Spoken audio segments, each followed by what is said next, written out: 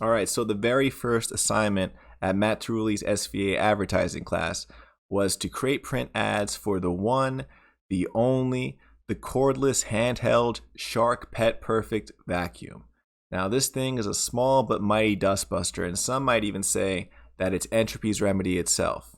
Now, to be honest, this is a pretty ordinary household appliance, but that means that this was a very exciting opportunity to think outside the box and try to come up with some pretty clever ways to communicate that maybe this vacuum is more than a vacuum, or at the very least, it's powerful, it's lightweight, it's easy to use, it's energy efficient, and anything else we would think is valuable to somebody looking to clean up some dust in their house.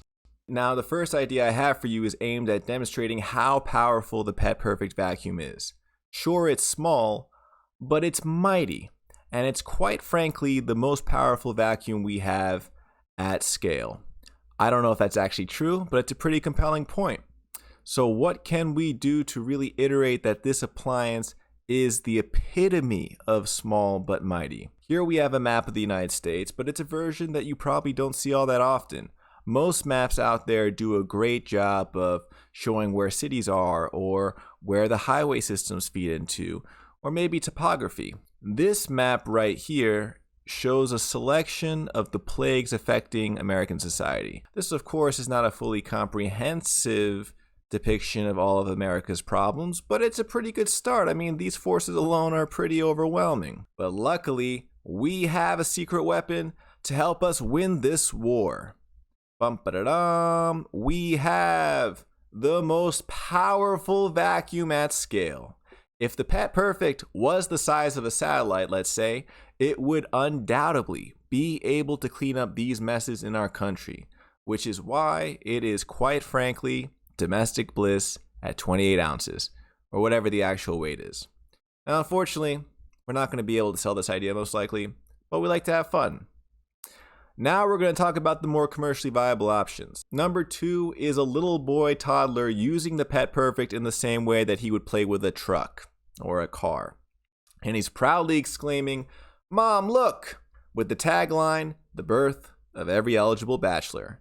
With this ad, we are showing that the vacuum is light and simple enough for a child to use, which is ergonomic to say the least, making the vacuum a teachable moment. So mom is now teaching son how to take care of his space. It's an important step towards adulthood and being independent. So this vacuum is more than a vacuum. The next set of ads focuses on making the vacuum the main character of a story, of a whole new world of our design. The dominant species of this world is a dust bunny that looks something like this. And we have dust bunnies that are chilling in different scenarios. They're hanging out, they're doing dust bunny things. For example, we can have dust bunnies chilling at the beach. They're on towels, they're playing volleyball, frisbee, whatever they do. And there's a sign in front of the water that says, "Beware of shark." And there's a silhouette of the Pet Perfect vacuum right on the sign. I like these characters a lot, to be honest. They're quirky and they're kind of cute, and I think with the right art direction, they would be truly memorable icons.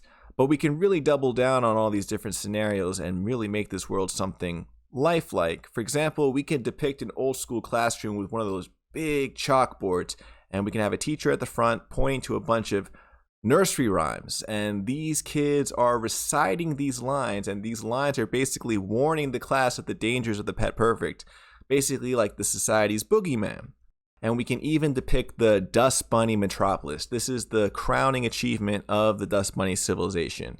It's fully green, it has amazing architectural marvels. They really figured this shit out. But unfortunately, this metropolis is now being dominated by the Pet Perfect. It's falling under the siege. And usually the reason why this metropolis has been thriving for so long is because it's been guarded by the Dust Bunny superhero. And it's been doing a phenomenal job guarding the city from most vacuums. But we can see why this hero was no match for the Pet Perfect in particular, because there will be a propaganda poster of the superhero lying in the street, all tattered, and on this poster, you'll be able to see the superhero and what he's equipped with. You'll see a big buff Dust Bunny superhero equipped with a big pair of scissors. And unfortunately, those scissors will only get you so far against a cordless Pet Perfect. Now the next one is another series. The gist is, because the Pet Perfect is an appliance that you can operate with one hand, theoretically, the other hand could be quite jealous that it doesn't get in on the action. It might even be resentful that the hand with the Pet Perfect might be kind of ego tripping a little bit now that it's the master of its domain. It could truly relish the opportunity to wield this power of the Pet Perfect. So it's a series of this budding feud between the left and the right hand. It's been hours. It's my turn. I told you after it's dead. You never give me my turn. You only give me your situation. I have become Shark, destroyer of dust. I think the Pet Perfect has gone to your head. How empty a hand must feel with nothing to hold. You know I can turn into a fist, right? Now every time I clean, my mind enters a free state. I envision this immaculate white space and work until I'm in that space. How do you manage to make more noise than the vacuum? Hey, how does it feel to be left in the dust? You'll rue this day, righty. Knock it off. You're so immature. In this scenario, we have the vacuum sucking the dialogue away from the left hand. You're so immature. Knock it off. Ah! This was actually done by Matt Trulli himself. I really appreciate it. He turned my idea into an actual ad, so thank you so much, Matt, for your help with this. And that's pretty much it. So thank you so much for joining me. I really appreciate it, and I hope you have a great day. Talk to you soon. Bye.